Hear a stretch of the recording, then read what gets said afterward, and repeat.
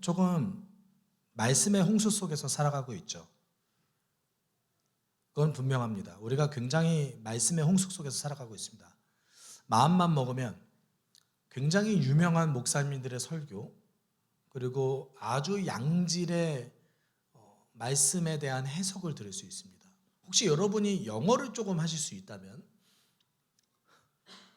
이제는 세계에서 가장 유명한 목회자, 그리고 세계에서 가장 설교 잘하는 자들, 세계에서 가장 성경을 잘 해석하는 자들의 어떤 메시지까지 들을 수 있습니다. 예전에는 우리가 책으로만 접했어야만 했고, 그 다음에 번역한 것을 의존할 수밖에 없는 그런 시대였죠. 근데 이제는 시간만 있으면, 그리고 내가 좀 더 노력하면 여러분 이제 곧 있으면 번역까지 해줄 거예요. 누가 번역자가 안 붙어도 이제 AI가 조금씩 하고 있지 않습니까? 생각보다 유튜브 그 자막 기능 있잖아요. 번역이 생각보다 잘 되더라고요. 좋아요, 이제는. 여러분, 시간과 조금의 노력만 있으면 굉장히 좋은 말씀들, 그리고 우리가 성장하기에 충분한 그런 메시지를 들을 수 있습니다. 그런데 이상한 것은 성도들이 이전보다 더 진리에 집중하지 않고 자신의 욕망을 위해서 이런 지식들을 이용하고 있다는 것을 좀 발견하게 됩니다. 과거보다 훨씬 더 신앙생활에 좋은 환경이 우리에게 열렸음에도 불구하고, 그리고 과거보다 훨씬 더 정말 양질의 신학적 지식, 성경적 지식을 이제는 목회자뿐만 아니라 일반 성도도 웬만한 목회자보다 훨씬 더 공부를 할 수 있는 수준까지 가는 환경이 열렸음에도 불구하고 생각보다 그렇게 크게 성도님들의 어떤 양상이 달라지는 것 같지 않습니다. 왜 그럴까요? 정말 왜 그럴까요? 무엇이 문제가 있을까요? 오늘 스데반의 설교를 통해서 우리는 왜 그런지에 대해서 조금 고민할 수 있을 것 같습니다. 스데반은 오늘 본문을 통해서 역사 가운데 이스라엘이 어떻게 하나님을 거절했는지에 대해서 얘기하고 있습니다. 그런데 그 거절이 마치 우리가 말씀의 홍수 속에서 살아가고 있을 때 하나님의 말씀에 온전히 집중하지 못하는 우리의 모습을 보는 것과 같아요. 이스라엘 백성들이 왜 하나님을 거절했을까요? 그리고 왜 하나님이 보낸 자들을 거절했을까요? 좀 의문이 남습니다. 여러분, 솔직히 여기 계신 분들 중에서 어느 날 갑자기 하나님께서 여러분의 삶 가운데 엄청난 기적을 일으키셨어요. 어느 날 갑자기 여러분의 인생 가운데 엄청난 기적이 일어났습니다. 그러면 하나님 안 믿으실 거예요? 여러분 생각이 어떠세요? 정말 잘 믿을 것 같죠? 그렇지 않으세요? 만약에 하나님께서 여러분을 모세처럼 불렀어요. 예를 들어서 모세처럼 불렀다고 합시다. 그러면 모세처럼 일할 수 있을 것 같지 않아요? 하나님 그렇게 부르셨는데 내가 어떻게 그렇게 일을 안 해? 어떻게 그렇게 안 살아? 라고 생각할 수 있을 것 같습니다. 여러분이 예수님을 직접 만났어요. 내 사랑하는 예수를 직접 만났어요.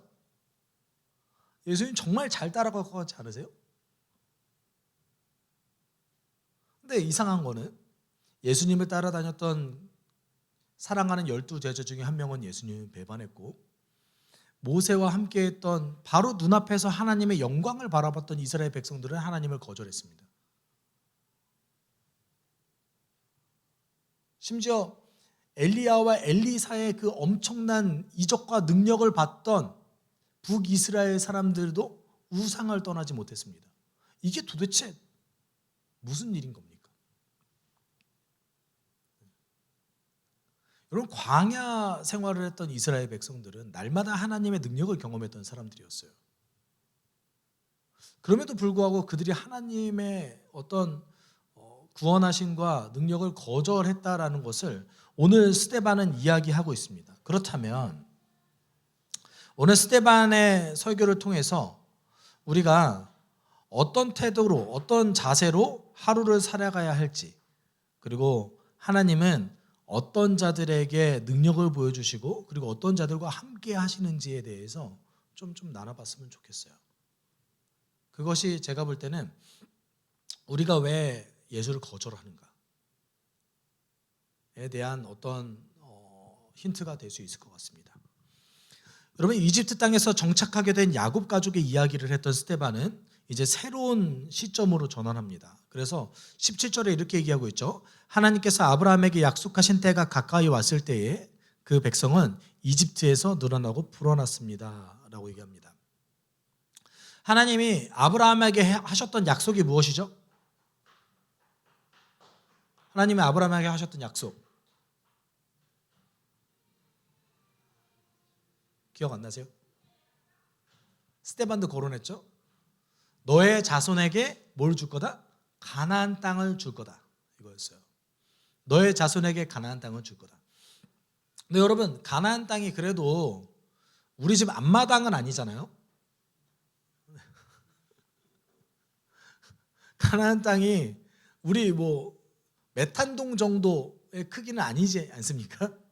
적어도 가나안 땅이 대한민국의 어떤 큰 경기도 정도 되는 것 같아요. 경기도 또는 강원도? 네, 그 정도 수준의 땅이기 때문에 그곳을 차지할 수 있는 정도의 인구가 있어야 되지 않겠습니까? 아브라함 가족이 아무리 거기를 차지한다고 해봤자 누가 인정해 주겠어요? 종까지 다 포함해서 300명인데 300명이 그 땅을 차지해봤자 얼마나 많은 땅을 차지하겠어요? 아마 주변 민족들이 코웃음을 치겠죠. 근데 오늘 본문 속에서 이렇게 얘기합니다. 하나님의 때가 이르렀대요. 아브라함의 약속을 지키실 때가 이르러서 어떻게 됐대요? 백성이 이집트에서 늘어나고 불어났다라고 얘기하고 있습니다. 역사적으로 이집트라는 땅은요, 식량을 걱정하지 않았던 땅 중에 하나입니다. 오히려 현대에 들어와서 식량을 더 걱정하고 있어요.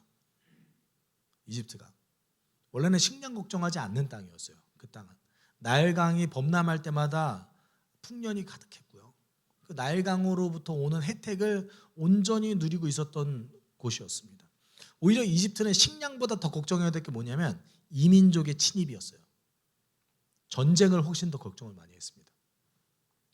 근데 그곳에서 안정적으로 불어나고 번성하기 시작하는 그 이스라엘 백성에게 문제가 생기기 시작했습니다. 18, 19절에 마침내 요셉을 알지 못하는 다른 임금이 이집트의 왕위에 올랐습니다. 이 임금이 우리 결례에게 교활한 정책을 써서 우리 조상들을 학대하되 갓난아기들을 내다 버리게 하여서 살아남지 못하게 하였습니다 라고 얘기합니다.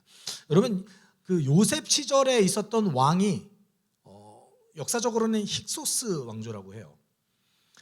어디서 온 왕조냐면 이집트의 원주민이 아니었어요. 이집트의 원주민이 아니라 그 메소포타미아 지역 근처에 살고 있었던 셈족 계열이었습니다. 여러분, 아브라함이 고향이 어디죠?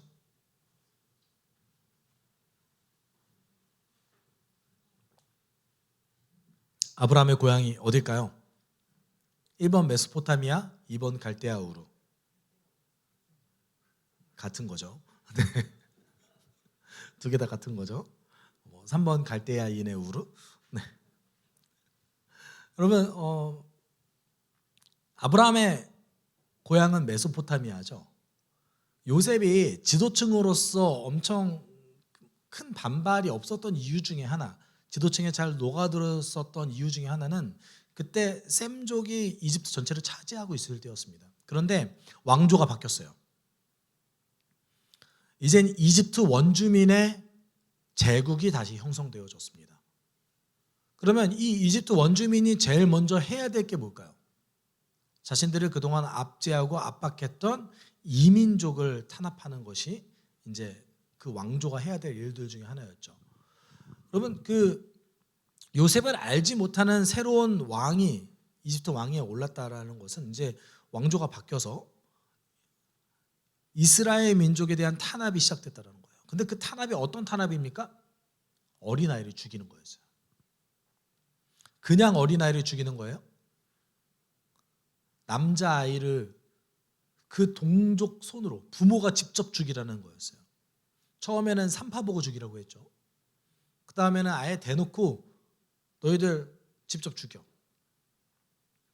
이스라엘이 어떤 상태입니까 지금? 자신의 민족의 미래를 스스로 없애버려야 되는 그런 위기에 처한 상황에서 하나님은 이제 그들에게 응답하시기 시작합니다. 그럼 모세가 결국은 죽을 수밖에 없는 운명이었는데 그 모세의 엄마는 그리고 모세의 누이는 모세를 죽일 수 없었죠. 그래서 어떤 방법을 썼죠? 갈대 상자를 엮어서 모세를 그곳에 나일강에 흘려보내게 되죠. 저는 개인적으로 과연 바로의 딸이 그 나일강에서 목욕할 때 모세를 우연히 주웠을까? 아니면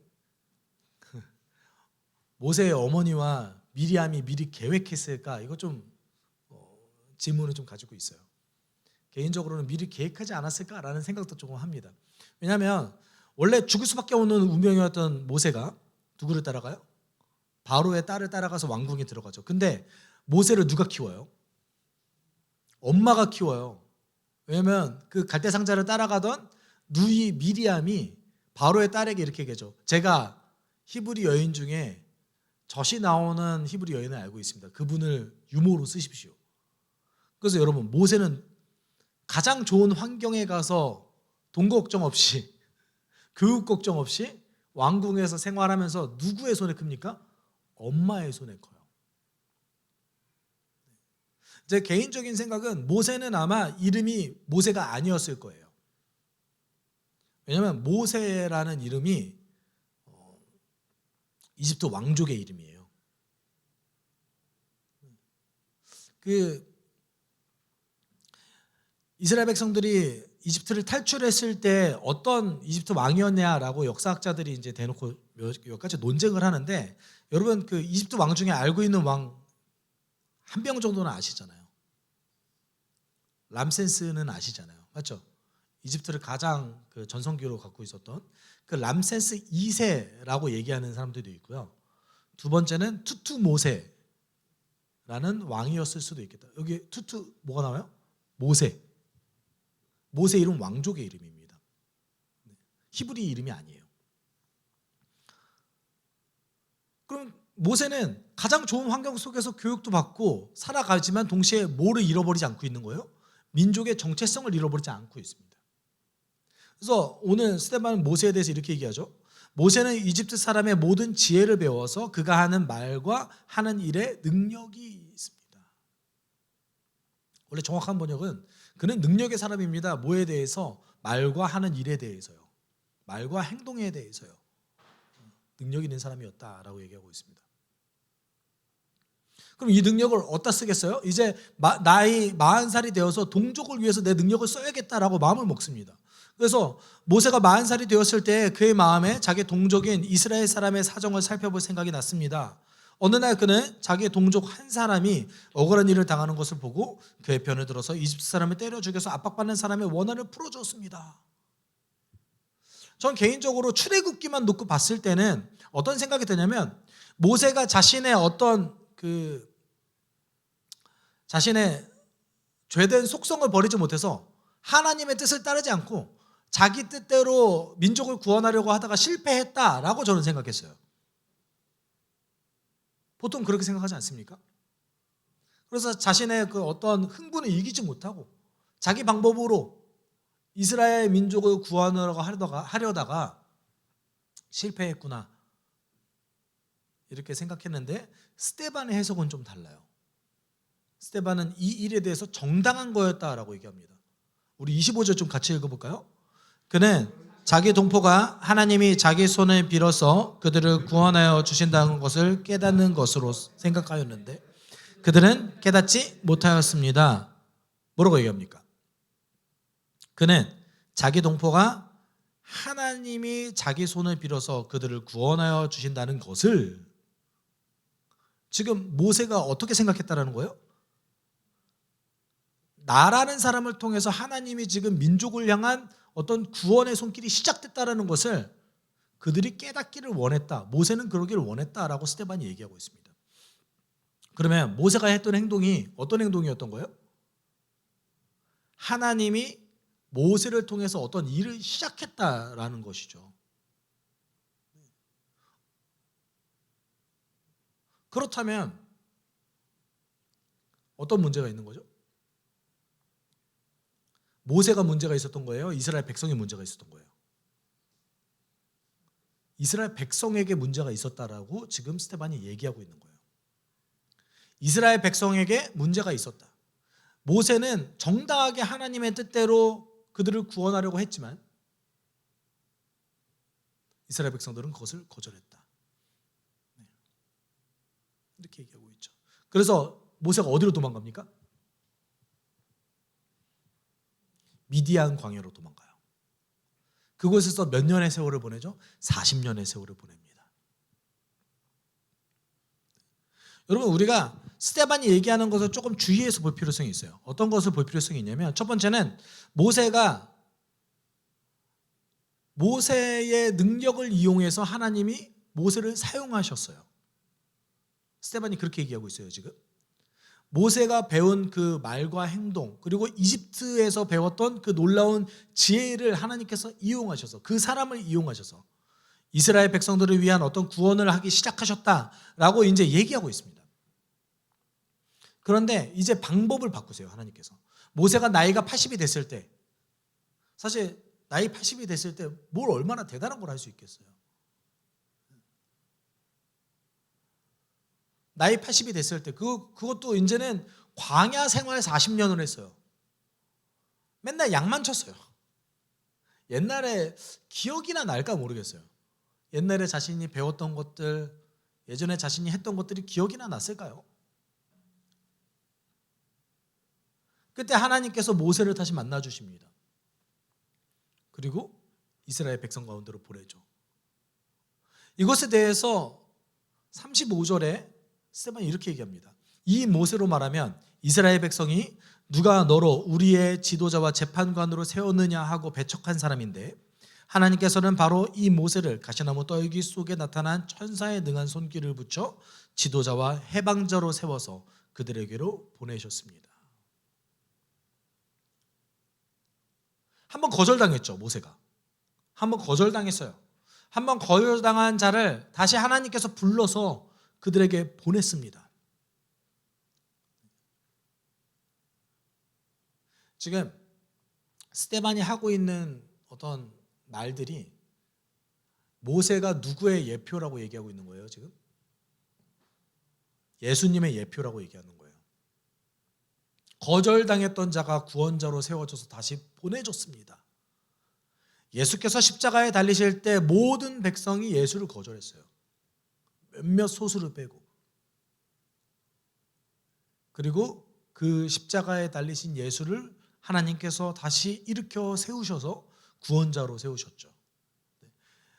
여러분, 신명기 18장 15절에 그래서 모세가 뭐라고 얘기하냐면 나와 같은 선지자가 너희에게 올 것이다 라고 예언합니다. 스데반도 그것을 거론하죠.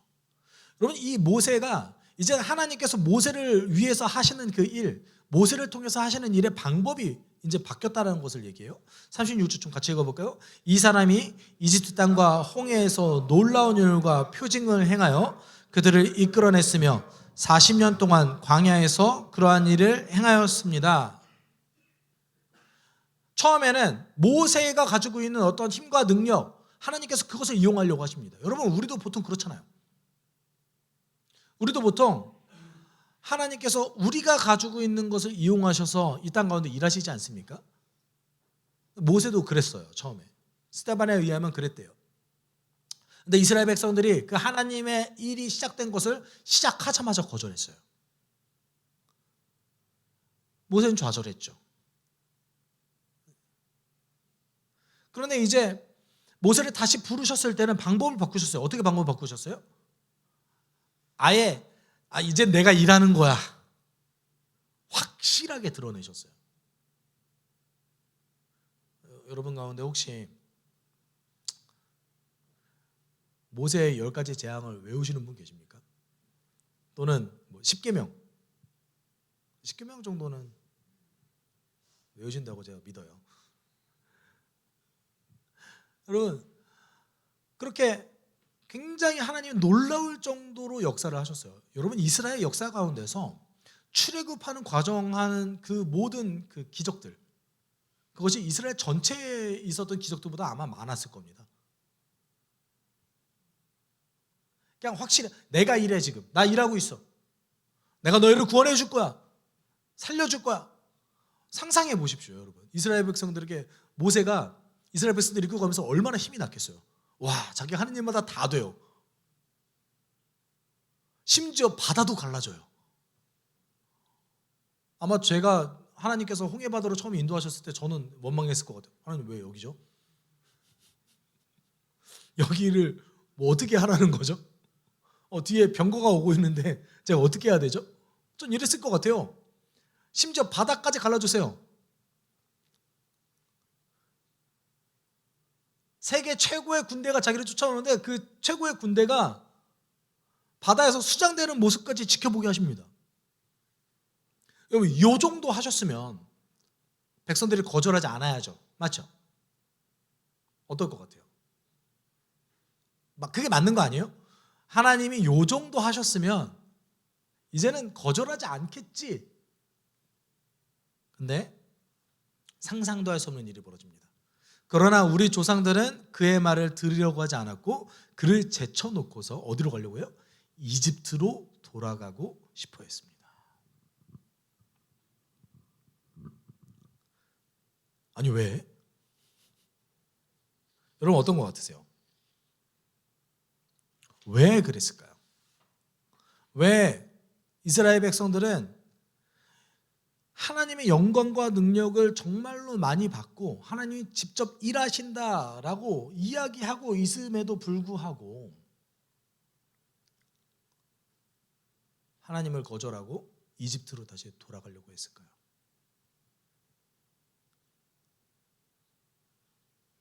이스라엘 백성들이 이집트로 2번 돌아가려고 해요. 처음에는 우상을 만들어서 돌아가려고 하죠. 근데 이제 우상 만들었을 때는 돌아가기보다는 그 자체에서 우상을 만드는데 그 뒤에 사실은 맨날 메추라기랑 만나 먹어서 물렸나 봐요. 맨날 똑같은 것만 먹으니까 좀 물렸나 봐요. 좀 우리 다른 음식 좀 먹읍시다. 그리고 이집트로 가려고 해요. 그리고 또 한 번 이집트로 다시 돌아가려고 하는데 12 정탐꾼을 가나안 땅에 보낸 다음에 가나안 땅의 사람들이 너무나 강력하니까 우리 다시 돌아갑시다 이래요. 여러분, 생각해 보시죠. 가나안 땅에 사는 사람들이 강력하겠어요? 이집트 군대가 강력하겠어요? 여러분, 잘 생각해 보세요. 가나안 땅에 있는 백성이 세겠어요? 이집트가 세겠어요? 상상할 수 없을 정도로 이집트가 훨씬 강력해요. 여러분, 당시의 병거는요 전략병기입니다. 그걸 어떻게 할 수가 없을 정도의 전략병기예요. 여러분, 혹시 저 옛날 영화 얘기해서 죄송해요. 글래디에이터에 보면은 그 주인공이 병거를 물리치잖아요. 그러니까 영화죠. 그러니까 영화죠.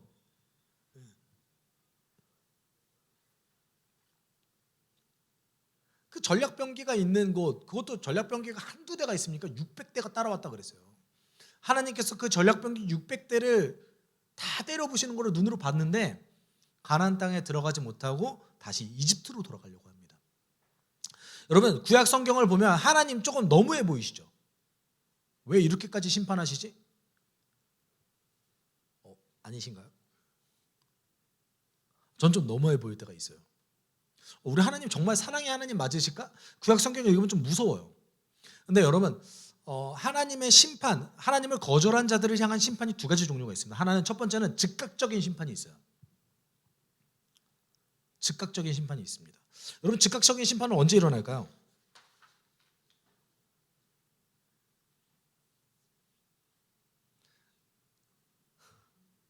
이스라엘 백성들, 광야에 있었던 이스라엘 백성들 즉각적인 심판들을 다 받았어요. 왜냐고요? 눈앞에서 직접 하나님의 능력을 목격했거든요. 날마다 만나와 메추라기를 먹었어요. 날마다 구름기둥과 불기둥이 일어나는 것을 봤습니다. 모세를 통해서 하나님께서 어떤 일을 행했는지 전부 다 샅샅이 다 봤어요. 그런데 뭐라고 얘기해요? 하나님의 구원은 필요 없습니다. 나 다시 이집트로 돌아갈래요. 이랬을 때 즉각적인 심판을 합니다. 여러분, 그 즉각적인 심판은 두 가지 케이스로 나타나는데, 방금 이스라엘 백성들처럼 하나님의 능력을 정말 크게 봤는데 그럼에도 불구하고 하나님의 구원과 능력을 무시하고 거절했을 때 하나님은 즉각적으로 심판하세요. 왜냐하면 그들이 중요하지 않고 거절하지 않는 자를 보호하기 위해서 그러신 거예요.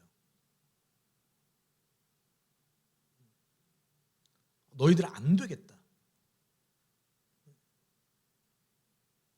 두 번째 즉각적인 심판의 케이스가 어떤 케이스냐면, 하나님께서 정하신 죄의 기준을 넘어갔을 때 하나님은 즉각적으로 심판하십니다. 그것이 이제 소돔과 고모라의 케이스가 있고요. 그 다음에 지금 여호수아가 가나안 땅을 정복할 때 그 가나안의 상황에서도 그랬습니다. 아브라함에게 하나님께서 약속을 하셨을 때 창세기 15장 16절에 이런 말씀을 하셨어요.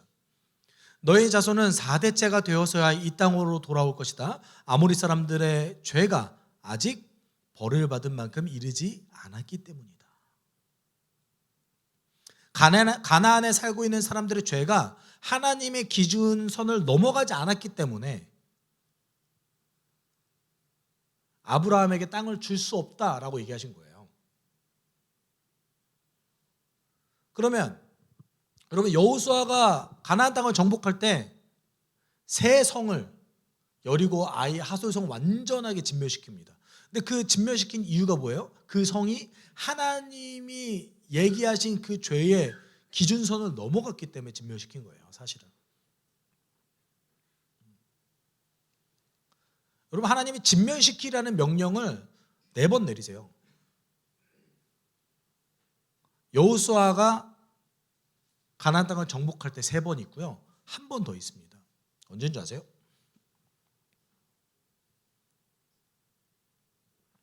사울 왕에게 진멸시키라는 명령을 한 번 더 내리시죠. 물론 사울 왕이 따르지 않았지만, 사울 왕에게 진멸시키라는 이유는 뭔지 아세요? 그 민족이 가나안으로 가고 있는 출애굽하는 백성들을 굉장히 많이 괴롭혔거든요. 하나님 그거 기억하신 거예요. 하나님의 심판, 즉각적인 심판은 어떤 특별한 명분과 이유가 있습니다. 대부분은 이런 일이 잘 안 벌어지는 거죠. 그러니까 여러분, 두려워하지 마십시오. 즉각적인 심판이 여러분의 인생 가운데 안 벌어질 확률이 훨씬 더 높습니다. 여러분, 혹시 가다가 인생 가운데 어려운 일을 겪으시면 하나님의 심판이라고 생각하지 마시고 이 세상의 깨어짐의 결과라고 생각하셔야 됩니다. 물론 그거를 통해서 하나님이 일하시죠. 그거는 어떤 일입니까? 하나님이 악을 통해서도 선으로 바꾸시는 능력이 있으시기 때문에 그렇게 일하시는 거지, 우리 가운데 있는 힘듦과 어려움은 깨어짐의 결과가 훨씬 더 많죠. 하나님의 피조물을 온전히 이용하지 못하고 하나님의 뜻대로 살아가지 않는 인간들을 향한 현재적 심판의 경우가 훨씬 많습니다. 그러면 하나님은 어떻게 보통 심판하세요? 이렇게 심판하세요. 같이 읽어볼까요? 그래서 하나님께서는 그들에게 얼굴을 돌리시고 그들을 내버려 두셔서 하늘의 별들을 섬기게 하셨습니다. 어떻게 하세요? 내버려 두세요. 하나님을 거절하는 자들을 그냥 어떻게 하신대요? 내버려 두세요.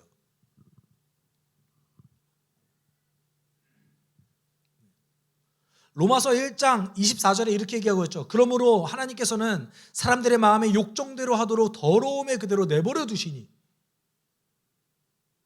서로의 몸을 욕되게 하였습니다. 하나님의 심판 어떤 거예요? 그냥 내버려 두세요. 하나님을 거절하는 자들을 그냥 내버려 두세요. 내버려 두면 어떻게 되는데요? 하나님과 관계를 맺을 수 없죠. 이 땅 가운데 진짜 영원한 것을 향해서 나아갈 수 없죠. 언젠가 임할 하나님의 심판을 맞이할 수밖에 없는. 근데 그게 언젠가 임할 하나님의 심판만 경험합니까? 아니요. 인간의 인생이 깨어지면 현재적 심판이 있어요.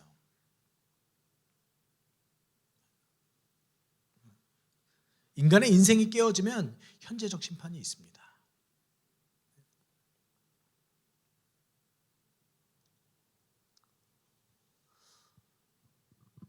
하나님은 우리 가운데 그렇게 행하신다는 거죠. 그렇다면 여러분, 이스라엘 백성들이 왜 거절한 것 같으세요? 그 정도 능력을 보면 안 거절하는 게 맞지 않습니까? 그렇잖아요. 그 정도 능력을 보면 거절하지 말아야죠.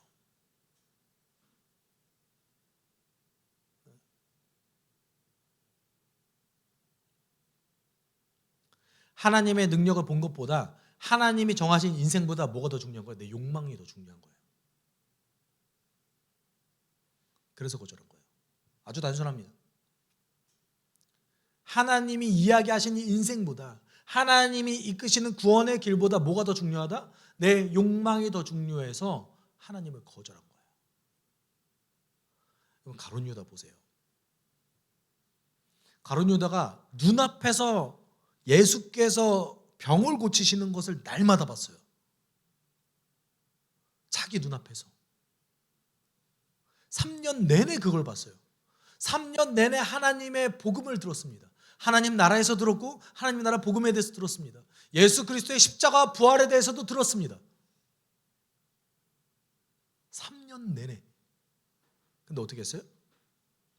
돈 욕심 때문에 예수를 팔았어요. 이게 비상식적인 게 아니라 오히려 여러분 욕망 때문에 하나님을 거절하는 것이 상식입니다.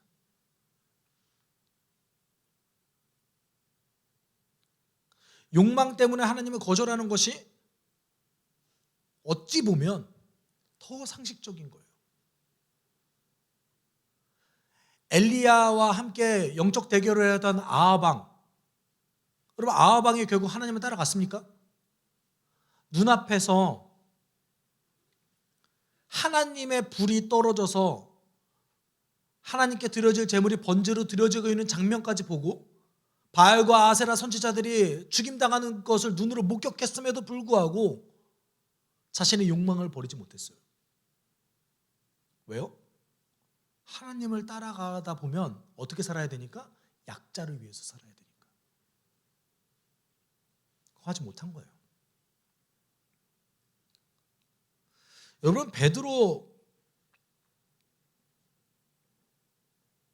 베드로전서 2장 7절과 8절에 보면 이런 말씀이 있습니다. 이렇게 같이 좀 읽어볼까요? 그러므로 이 돌을 믿는 사람들인 여러분들에게는 귀한 것이지만 믿지 않는 사람들에게는 짓짓는 자들이 버렸으나 모퉁이 돌이 된 돌이요 또한 걸리는 돌과 넘어지게 하는 바위입니다.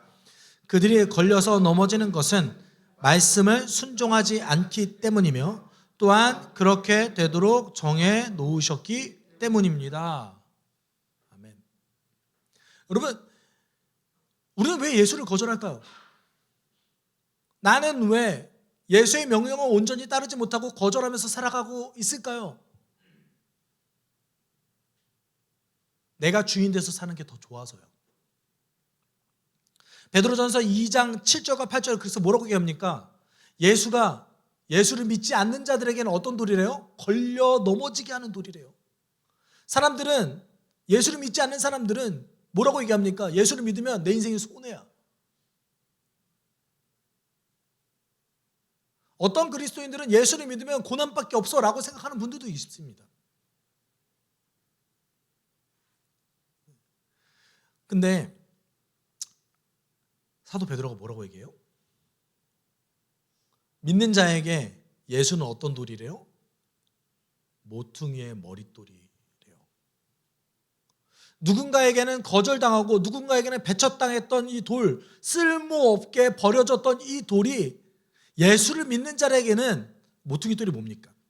기둥과 기둥 또는 벽과 벽 사이를 연결해주는 가장 중요한 버팀목이 되주는 돌이죠. 내 인생의 고통과 어려움이 가득할 때 내 삶을 버텨주게 할 수 있는 힘이 뭡니까? 예수 그리스도다. 믿는 자들에게는 예수가 버티는 돌이다, 이렇게 얘기하고 있습니다. 믿지 않는 자들에게는요, 걸림돌이죠. 지나가다가 나를 발을 걸게 해서 넘어지게 만들어놓은 돌이죠. 여러분, 여러분의 인생 가운데 예수는 버팀목입니까? 아니면 걸림돌입니까? 여러분, 성경이 얘기하는 믿음은요, 믿는 것과 믿지 않는 것밖에 없어요. 예수를 내 삶의 중심 보좌에 모셔드리는 것과 나 자신이 중심이 돼서 살아가는 것밖에 없습니다. 오늘 스데반은 역사 가운데서 하나님의 능력을 봤던 자들, 그럼에도 불구하고 하나님을 거절했던 자들, 하나님이 보낸 자들을 거절했던 자들에 대해서 이야기하고 있습니다. 그들에게 하나님, 그리고 그들에게 복음은, 그들에게 하나님이 보내신 자는 어떤 거였습니까? 걸림돌이었어요. 그들이 왜 하나님을 거절했습니까? 그들이 왜 하나님의 능력을 거절했습니까? 이유는 딱 하나죠. 내 욕망을 버릴 수 없었기 때문에 그렇습니다. 예수께서 우리 삶 가운데 뭐라고 얘기하십니까? 돈과 재물을 겸하여 섬길 수 없느니라. 사랑하는 여러분, 우리는 왜 예수를 거절합니까? 혹시 예수가 여러분의 인생 가운데 아직도 걸림돌이라고 생각하십니까? 아니요. 믿는 자들에게 예수는 어떤 분이십니까? 나의 죄를 대신 가져가신 분. 나의 죄의 대가를 대신 가져가셔서 내가 아직 죄인 되었을 때에 나를 위하여 죽으심으로 하나님의 사랑을 증명하셨던 그분, 내가 고통 가운데 있을 때에, 내가 어려움 가운데 있을 때에 나를 살아나게 해줄 수 있는 유일한 그분, 여러분에게 예수는 어떤 분이십니까? 저는 여러분에게 예수님이 버팀목이 되셨으면 좋겠습니다. 그 인생이 우리 삶 가운데 가장 완전한 인생입니다. 당장 내 삶 가운데 썩어 없어질 것들을 집착하다가 하나님의 부르심을 거절하는 이스라엘 백성들과 같은 어리석은 자가 되지 않았으면 좋겠습니다. 여러분, 우리가 지금 함께 기도할 때 하나님, 예수가 내 버팀목이 되길 원합니다. 내가 깊은 수렁과 고통 가운데 있을 때라도 그 예수 때문에 살아날 수 있는 내가 되길 소망합니다. 내 욕망 때문에 주의 부르심을 거절하지 않고 당신이 내 삶의 방해꾼이라고 생각하지 않고 예수를 내 삶 중심에 모셔드리고 살아가게 주님 도와주십시오. 우리가 지금 이 순간 함께 이렇게 기도하도록 하겠습니다. 사랑이 많으신 하나님 아버지, 감사합니다. 아버지, 주님 인도해 주십시오. 아버지, 주님만 보기 소망합니다. 하나님, 예수를 믿지 않는 자들에게 예수는 거치는 돌입니다. 걸려 넘어지게 하는 돌입니다. 하나님, 혹시 우리도 우리의 욕망 때문에, 우리가 가지고 있는 내 생각 때문에, 내 고집 때문에 하나님 지금 이 순간에도 하나님 말씀하신 것을 거절하고 지금 이 순간에도 하나님께서 이야기하신 것을 거절하며 살아가는 자들이 아닌가 하나님 고민할 수 있었으면 좋겠습니다. 하나님, 우리도 지금 이 순간에 혹시 내 생각 때문에 예수 그리스도께서 주셨던 그 생명의 복음을 거절하는 자가 아닌지, 하나님 나에게 주어졌던 그 생명의 복음을 거절하는 자가 아닌지 하나님 고민할 수 있게 주님 도와주십시오. 지금 이 순간에도 예수는 내 삶 가운데 하나님 모퉁이 돌이 되셔서 하나님 나를 지탱하는 자, 나를 지금 이 순간에도 하나님 살아가게 만드는 분으로 하나님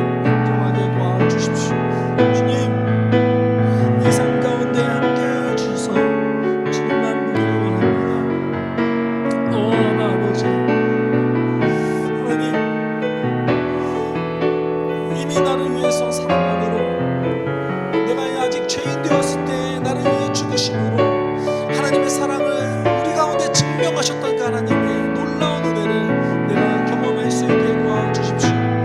예수는 나에게 모퉁이의 돌이 됩니다. 예수는 나에게 주인이 됩니다. 예수는 나에게 지금 이 순간에도 구원자가 되어서 내가 하나님을 멀리 떠날 때에, 하나님과 관계하지 못할 때에, 하나님 깊은 수렁에 있을 때에 하나님 나를 일으켜 세우시는 분으로 살아갑니다. 아버지 도와주십시오. 하나님 도와주십시오.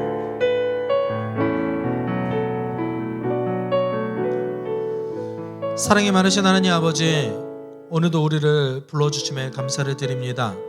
하나님, 하나님의 능력을 충분히 경험했음에도 불구하고 하나님을 거절해서 욕망을 따라 살아갔던 자들을 우리는 보게 됩니다. 하나님, 그렇게 우리에게 더욱더 예수가 필요합니다. 우리는 그냥 살아가다 보면 우리의 욕망을 따라가서 살 수밖에 없습니다. 우리가 예수를 의지하여서 그렇게 살지 아니하고 예수는 나의 버팀목입니다. 나의 모퉁이 돌이 되십니다. 그렇게 고백하며 하루를 살아가게 주님 도와주십시오. 우리의 연약함을 아오니 하나님, 그리스도께서 하신 그 놀라운 일들을 내가 기억하며 한 주간을 주의 백성으로 하나님 나라를 온전히 살아낼 수 있는 우리 되게 하여 주시옵소서. 감사하며 예수님의 이름으로 기도드립니다. 아멘. 주 예수 그리스도의 은혜와 하나님의 사랑과 성령의 교통하심이